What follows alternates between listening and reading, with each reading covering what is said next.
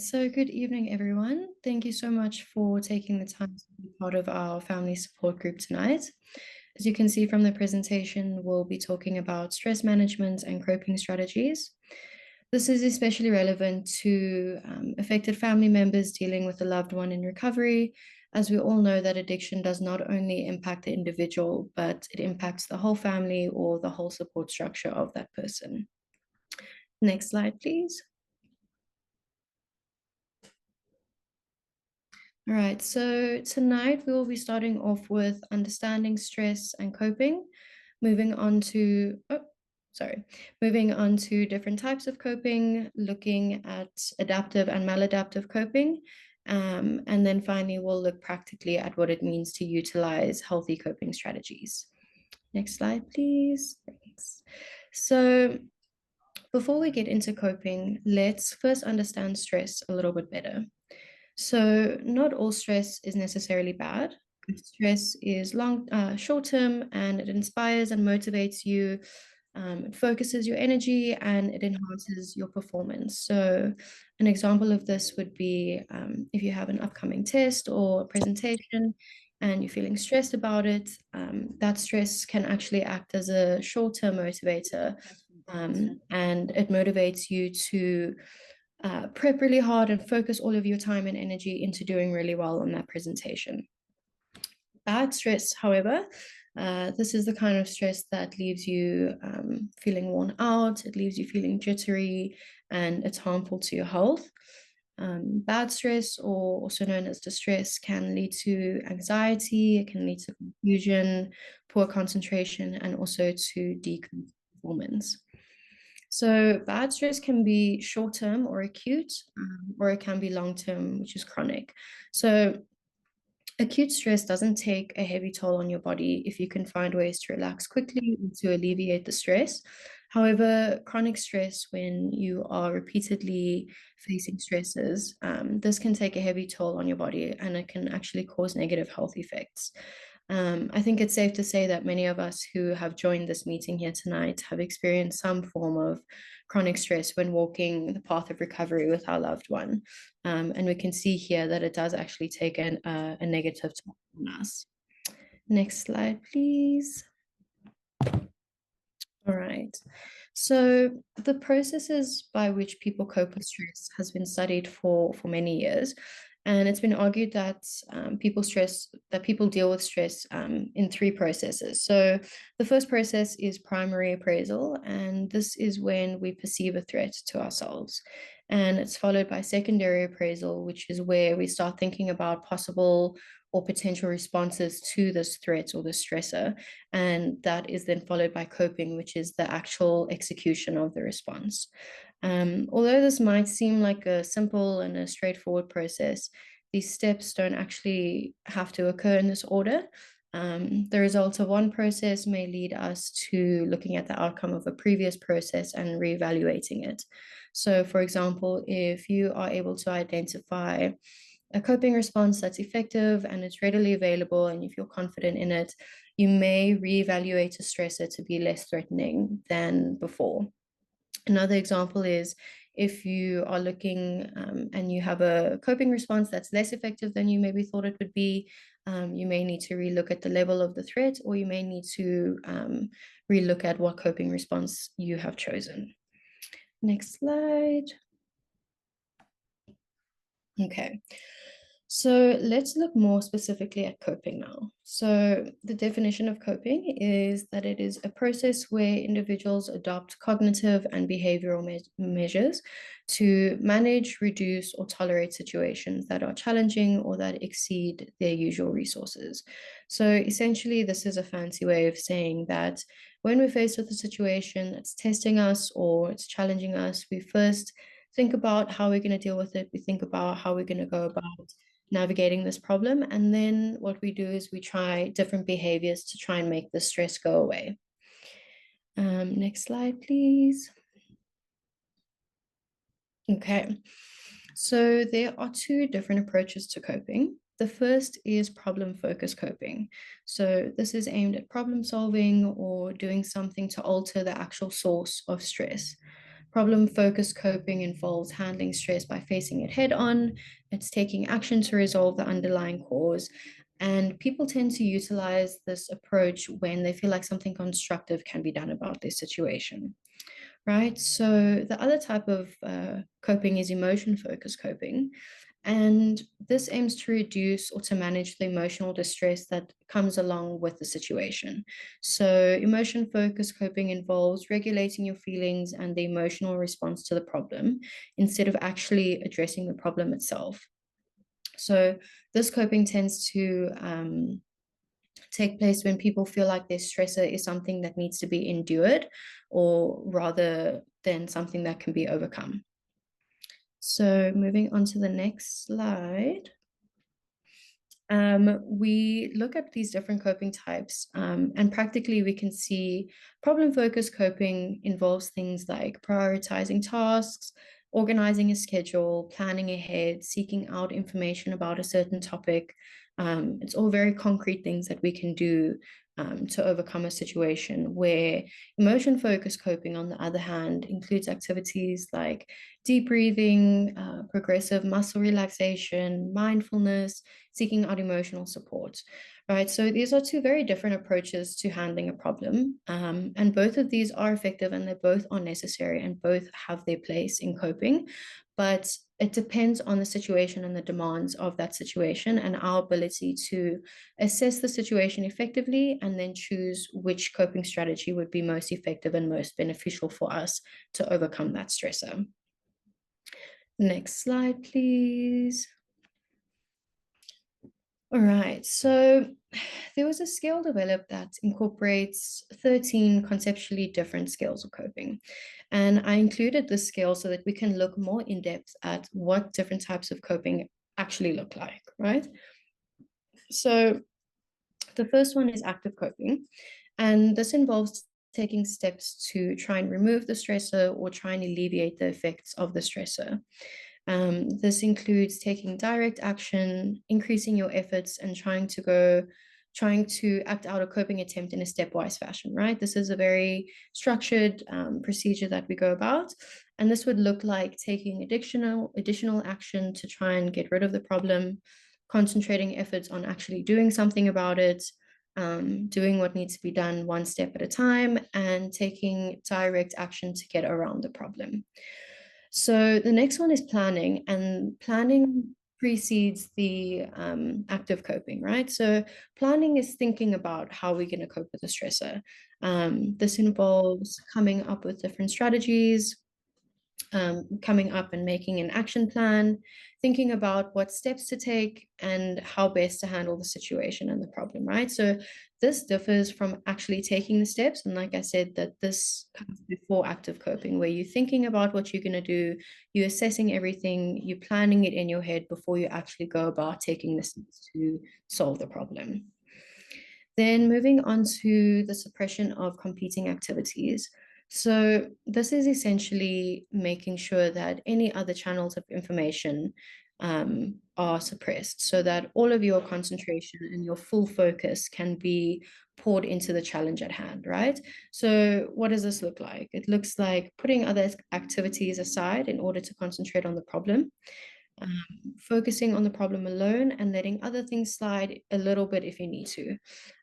This is preventing distraction, if it's distracting thoughts or distracting activities, and it's trying hard to prevent other things from interfering with you dealing with the problem. So essentially what this is making the problem your priority and solving the problem your priority, putting everything else aside for the meantime and focusing all of your energy onto actually coping with that problem. Then restrained coping. So this is waiting until there's an appropriate opportunity. And it's holding yourself back, not acting prematurely, not acting impulsively towards a situation, right? So this looks like waiting for the right time to do something. It's holding off doing something until the right situation occurs. It's not making matters worse by acting too soon, and it's restraining from doing something too quickly. So Basically, it's having the ability to assess the situation and have the discipline and control to not act impulsively or immediately. And it's the ability to wait for the right time for the coping strategy to take place. And so let's move on to the next slide. Okay, so seeking social support, you'll see that the first two are seeking social support. The first is for instrumental reasons, and the second is for emotional reasons. So looking for social support for instrumental reasons means seeking advice, assistance, or information about the problem, and this is problem-focused coping, right? So this is speaking to people who have been in similar situations, asking them what they did, how they went about handling it, getting advice from other people about what to do, finding out more about the situation, and talking to someone who can actually do something concrete about the situation, right? So you can see that this is very action orientated, it's very information orientated, right? So the next one, which is seeking social support for emotional reasons. This is done to get moral support, to get some sympathy, some understanding, and this is a form of emotion-focused coping. So this includes talking about how you feel, getting emotional support from friends or relatives or whoever your support structure is. It's talking about your feelings and then getting sympathy and understanding in return. So, seeking out emotional support seems to be functional in many ways. For example, if you are made to feel insecure about a certain situation or a certain stressor, um, seeking emotional support can leave you feeling reassured. And then once you're feeling more confident in yourself, you're feeling more assured, you are then in a better space and you're encouraged to return to a problem focused coping strategy. However, sources of sympathy can also be used as an outlet for venting your feelings, which can become maladaptive coping. So, while venting your emotions can be functional, for example, if you take time to mourn after the loss of a loved one, that's fine and that's emotional coping. But that can hinder your adjustment if you focus on that for too long, or if you spend too long a period of time in that emotional state, right? So focusing on the distress also distracts you from active coping efforts and moving beyond the distress. So it is important there is a balance between gaining that emotional support and validating the feelings that are coming up for you and processing them within a safe support structure. But we do need to be careful to not spend too much time dwelling on those feelings and then not actually moving forward to a more action orientated response. Okay, moving on to positive reinterpretation and growth. So this is also a form of emotion coping. It's aimed at managing the stress emotions rather than actually dealing with the stress. So it's not necessarily a bad thing. Thinking about a stressful situation in a positive way can actually motivate you and encourage you and lead you to continuing towards a more active problem focused coping action, right?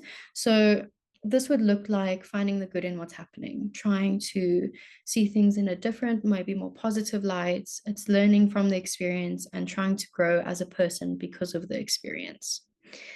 Then moving on to acceptance. So acceptance is particularly important in circumstances where the stressor is something that needs to be accommodated to instead of situations where where the stressor can be changed. So this looks like learning to live with it, accepting what's happened, getting used to the idea that it's happened, and then accepting the reality of the situation. And for a lot of the people on this meeting tonight, acceptance would be a very big one because addiction in a family is not something that can be changed. It's something that's present. And once it's there, we need to adapt ourselves to live with it. So accepting it is a very important coping strategy for sure. Let's move on to the next slide. Okay, so turning to religion, this can happen for a number of reasons. It can be a form of seeking emotional support. It can be used as a tool for positive reinterpretation and growth that we just spoke about. or it can be used as a way of active coping.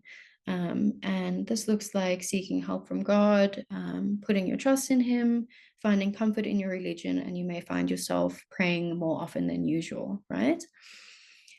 Then moving on to denial. So, denial is quite a controversial topic or quite a controversial type of coping, because it can be argued that denial minimizes the distress that you feel and therefore can facilitate coping. However, it can also be argued that denial creates additional problems by ignoring the situation and waiting for it to become so desperately bad that you have no other choice but to deal with it. The coping that you need to then do in order to overcome that situation becomes so much more difficult to resolve and manage because you've ignored it and put it off for such a long time. So denial may present like refusing to believe what's happened, pretending it didn't happen, or acting as if it hasn't happened. And you might hear yourself thinking things like, oh, this can't be real. I can't believe this has happened. There's no way. Those are some common thoughts that we might have when we're in denial. So moving on, so the next two is behavioral disengagement and mental disengagement. They're quite similar. So behavioral disengagement happens when we stop putting effort into dealing with the stressor, right? So we give up. We might even give up on goals that the stressor might be impacting on or interfering with. And behavioral disengagement is also associated with helplessness. Involves giving up, telling yourself you can't do it. So you quit while trying. What's the point? You decrease your efforts that you put into actually solving the problem itself. So mental disengagement is a variation of behavioral disengagement. And this normally happens when the situation we're in doesn't permit us to disengage behaviorally, right? So mental disengagement serves as a distraction. It serves to distract you from thinking about the problem and includes engaging in activities to get your mind off the situation. And I think this is a very common one that we see in most people, where we put things off, we try and distract ourselves and not think about it because it's a lot easier than actually facing the issue, right? So this looks like keeping ourselves busy with other activities. We can bury ourselves in work or any other kind of activities. We watch a lot of TV, we watch a lot of movies, we daydream about other things, and we may find ourselves sleeping more than usual. That's also a very common way of escaping, right? So it's important to note that both mental and behavioral disengagement impede active coping because it's a way of putting it off and delaying what actually needs to be done in order to overcome the challenge or the stressor, right? And then finally, the last one, alcohol and drug disengagement. This is similar to the previous two, where it involves drinking or using drugs to think about the problem less and to alleviate the distress temporarily. Okay, let's move on to the next slide. Okay, so let's move on to looking at adaptive and maladaptive coping, or good and bad coping, right? So adaptive coping outlines healthy and effective ways to manage stress, and this can be through regular physical exercise. Engaging in exercise on a regular basis not only improves your physical health, but it also reduces the level of stress hormones such as cortisol in your body. Physical activity stimulates the production of endorphins, neurotransmitters, and it also promotes a sense of well-being and relaxation overall. Then going on to time management. So effective time management involves setting priorities, breaking tasks into manageable steps, allocating specific time slots for each task. This approach helps to prevent feelings of being overwhelmed, and it also increases productivity and thereby reduces stress levels.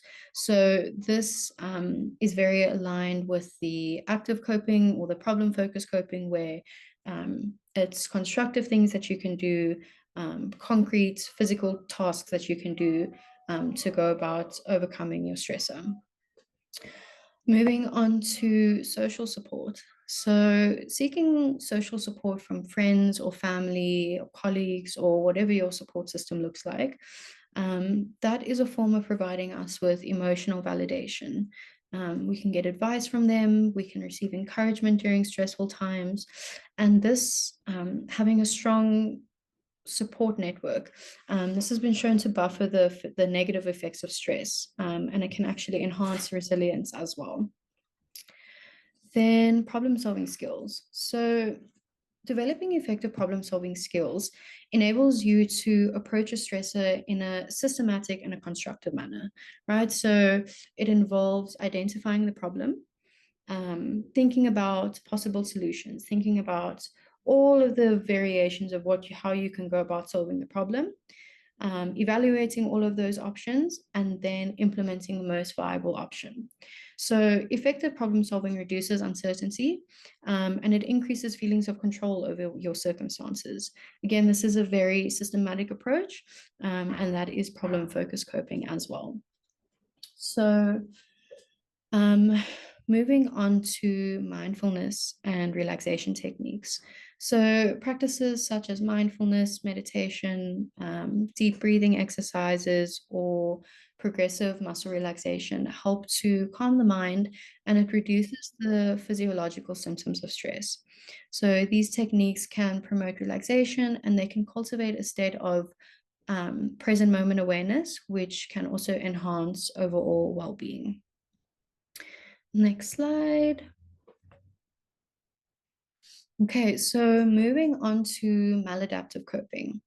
So these are ineffective or harmful ways of dealing with stress, and this includes substance use, so turning to substances like alcohol or drugs or even excessive caffeine to cope with stress.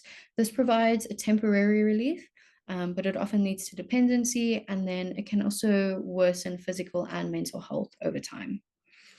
Then avoidance is also a very common one that we see. This is ignoring or avoiding your problems rather than facing them directly. This also provides a temporary release from the stress, but it prevents the resolution of the underlying issue. Avoidance can perpetuate feelings of anxiety and it can increase the impact of the stress over time. Then self-isolation is also a very common one that we see. This is withdrawing from social interactions, cutting yourself off from social networks, and this can exacerbate or make feelings of loneliness feel more significant and more consuming. And it can actually amplify stress as well. Having a lack of social support can hinder emotional processing and also resilience as well. Then over or under eating. So using food as a coping mechanism, whether overindulging in comfort food or restricting food intake, this can lead to unhealthy eating patterns and negative impacts on physical health. So emotional eating or skipping meals, this can disrupt your body's natural rhythms and it can actually exacerbate stress levels. And then the last one, denial or minimization. We touched on this briefly earlier. But this is ignoring or downplaying the significance of stresses or the impact that those stresses have on you. And this can prevent acknowledgement and effective management of the stress if you are not identifying and acknowledging that that stressor is there and that it needs your attention and coping skills. This delays the process of overcoming that stressor. Denial also inhibits problem solving and adaptive coping strategies, which I think is self-explanatory. We can move on. Right. So now that we know about all the different types of coping and what it looks like, how are we supposed to incorporate this into our daily lives, right? So there's a few things that we need in order to do this. So the first is awareness and identification. So this is the ability to recognize personal stresses and triggers, and this allows you to proactively anticipate and prepare for those stressful situations. So this is knowing yourself, knowing what's going on internally and externally, and then you are more prepared for a situation if you have that awareness and you're able to identify it quickly. Then skills development. So practicing and refining coping skills, for example, mindfulness or time management techniques or whatever it may be. Practicing and coping this strengthens your adaptive responses to stresses over time. So if there's anybody here who practices mindfulness or meditation, you'll be able to attest to the fact that the first couple times you do it, it's really hard. It's really difficult, and the more that you do it, the easier it becomes and the more effective it becomes. So that's what I mean by skill development. It's becoming familiar with those coping skills, and incorporating them in daily life, right? Then moving on to flexibility and adjustment. So adjusting coping strategies based on the specific context or changing circumstances enhances their effectiveness and relevance. So this is what I spoke about earlier, where I was saying that there's a difference between problem solving and problem focus and emotion focus coping, where both are beneficial and necessary, but you need to have the ability to be flexible and adjust yourself to use those different types of coping in different types of situations. You need to be able to adapt to the situation itself and what it's calling for, and utilize those resources effectively. Then the last one is support systems. So cultivating supportive relationships and seeking guidance from professionals or mentors provides valuable resources for managing stress effectively. So this translates in recovery to this kind of meeting where you have a family support meeting. It can be going to AA meetings, NA meetings, whatever the case may be, plugging into the fellowship. Just making sure that your support system is a solid foundation on which you can rely. Then it's also very important to note that coping strategies are not reserved for times of crisis, right? We can't just wait for the pawpaw to hit the fan and then we want to tap into all of our coping strategies, right? That doesn't work like that. So what we should be doing is implementing these strategies regularly as a precautionary measure to equip us to deal with these stresses, and then also to improve our threshold of what we can cope with. We should be incorporating adaptive coping strategies daily in ways that are meaningful to us as an individual, right? So remember that everybody is different, which means that what works for me may not necessarily work for you. What I find relaxing and what I think alleviates stress may drive you up the wall and make you even more stressed and anxious. So it's about finding what works for you. And that's why it's so important that we spend time exploring the ways in which coping are helpful and beneficial to us, so that we don't have to scramble when we're in times of crisis and then figure out something doesn't work for us when it's already too late. So you can go to the next slide. Okay, so this brings us to the end of the theoretical aspect of tonight's presentation. So I thought it would be a very valuable opportunity for us to make use of each other in the time that we have left, right? I'm joined by many people who have been coping with stressful situations for a long time. So what I'd like to do is open the floor for discussion about coping with stress. If there's somebody who is dealing with a particularly stressful situation and would like to make use of the people with shared experience on this meeting to ask for advice or to inquire how someone else might have handled a similar situation, please feel free to put your mic on and chat to the group. If you don't have a challenging situation that you're currently dealing with, but you've maybe found a healthy way to cope with something that you'd like to share with the group, because I'm sure that there are many people that would be in a similar situation to you that you might have been in, you can feel free to do so now. I'm going to give a few minutes for this, and then if there is nobody who would like to share, or if we come to an end of that, then there are a few scenarios or kind of case studies that I'd like us to discuss. And I would really love to hear from the people in this meeting, because your voice is valuable and you've had a lifetime of experience with coping, right? So I think it's important that we make use of each other in this space to learn from each other, and share what worked and what didn't work. So I'm going to open the floor to you guys and let's see what we have to say.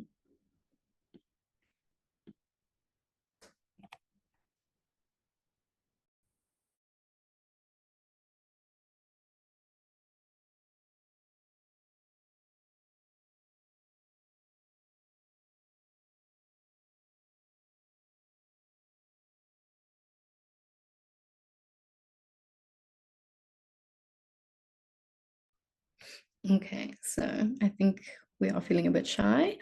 So let's go discussion point by discussion point.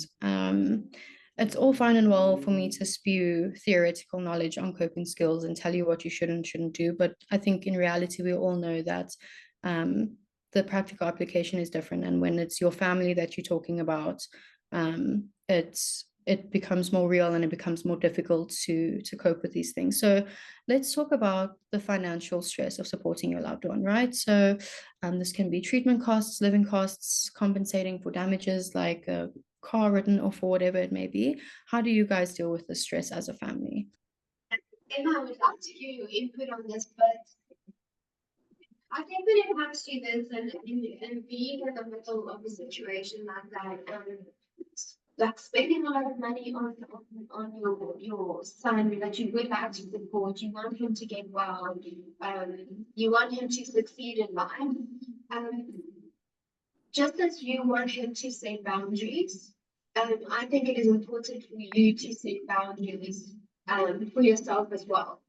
Um, so, for instance, for example, if they have a fight, for instance, you can set a boundary with yourself and say, boys, if you guys are going to argue, or if you guys are not going to treat each other well, unfortunately, I need to take myself out of the situation because unfortunately, it's not doing me well. You're actually making me stressed, you're causing me anxiety, and I've been trying to talk to you about, but nothing is happening.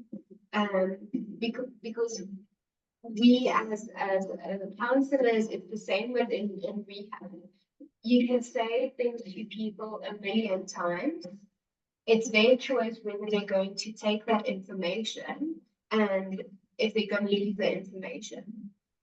So, for instance, if you go into that mindset of what can I influence, I can't control their behavior, I can't control how they speak to one another, and to an extent, I need to accept that I can't control that.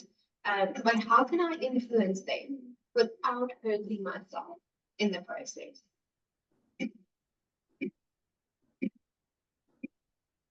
So I just want to add on what Marley was saying. Well, when you were speaking, you kind of went through all four of these discussion points. Oh, did I? Yeah, Sorry. no, it's amazing because it just shows you how it's not straightforward. It's never just like a this is my question, this is my answer. It's always so messy and complicated. And that's what makes it so difficult. But I want to echo what Marley was saying, where she said it's important for you to set boundaries with your sons, but also with yourself. So you need to be able to look at that situation and say, if you fight, then X, Y, and Z will happen. But you also need to be able to separate that situation and take it for what it is. That's part of the acceptance. But then you need to be able to cope with what it elicits in you. So there's going to be a lot of emotions, and it sounded like you were getting experiencing some of those emotions while you were talking. Um, and that's distressing for you, right? It's not a pleasant situation. And I'm assuming that it takes up a lot of your mental capacity. When you go sleep, you're probably thinking about it and you're worrying about your sons. I mean, it's your family, but you have to be able to um, take care of yourself outside of that situation because you can't control the outcome, right? But you can control how you react to yourself and the things that you do for yourself. So you need to find out what coping works for you. Is meditation helpful for you? Is journaling about it helpful for you? Is praying about it and letting go and letting God the way that you go about dealing with it?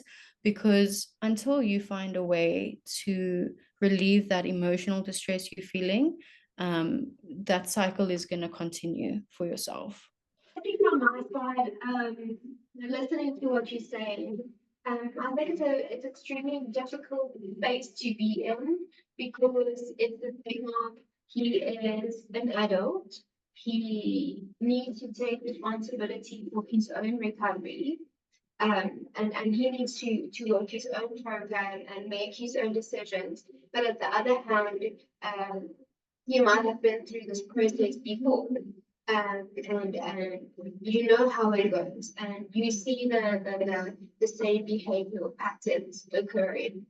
I think from my side, it's important to have an open conversation with him and maybe state that after you spoke to me about the boundaries, your boundaries and how you're feeling, I did give it a second thought and I want to speak to you around how that's making me feel. So it's making me a little bit anxious because previously when I did see the behavior happening, it led you to make wrong decisions.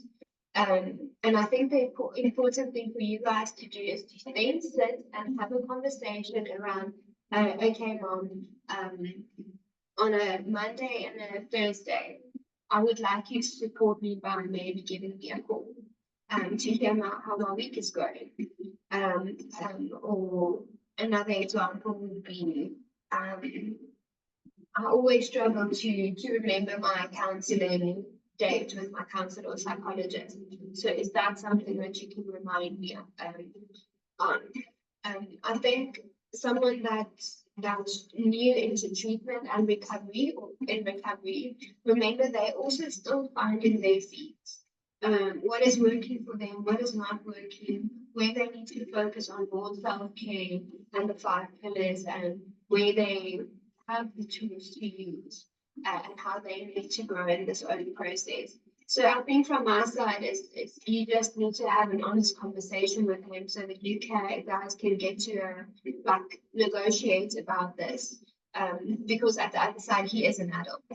Um, but he also made wrong decisions for him to also be in this situation.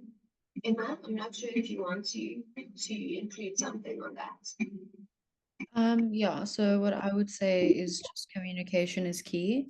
I think speaking to him and asking him, I want to support you. What do you want that to look like? Do you want it to look like me messaging you? Do you want it to look like me calling you?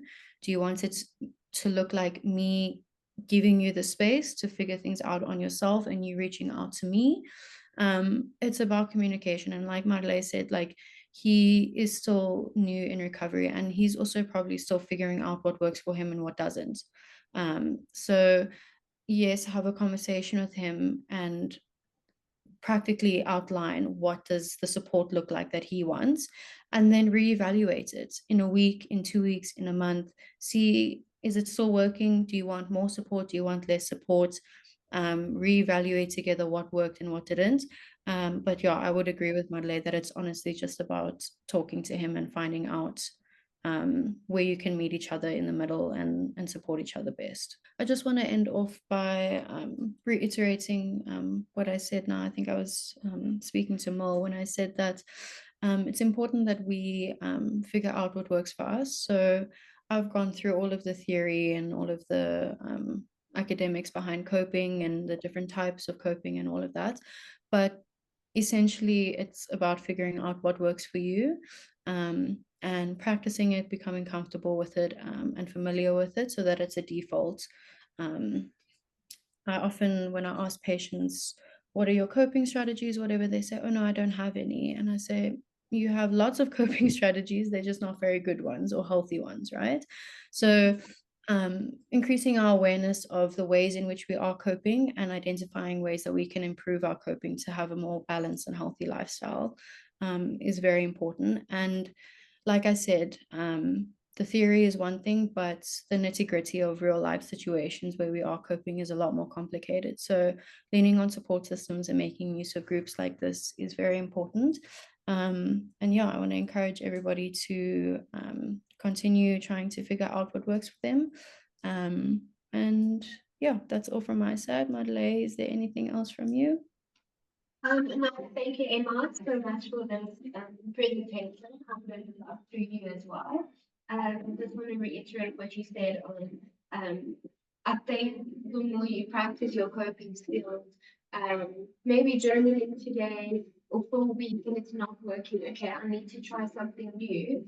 Practicing and actually learning about different types of coping and see what works for you is also it will also build contribute to your confidence because you will know that maybe tomorrow I'll have a meeting where I need to present a difficult case to someone, or I need to get the sale through in my business. Knowing that I have these following coping skills that is going to help me through that.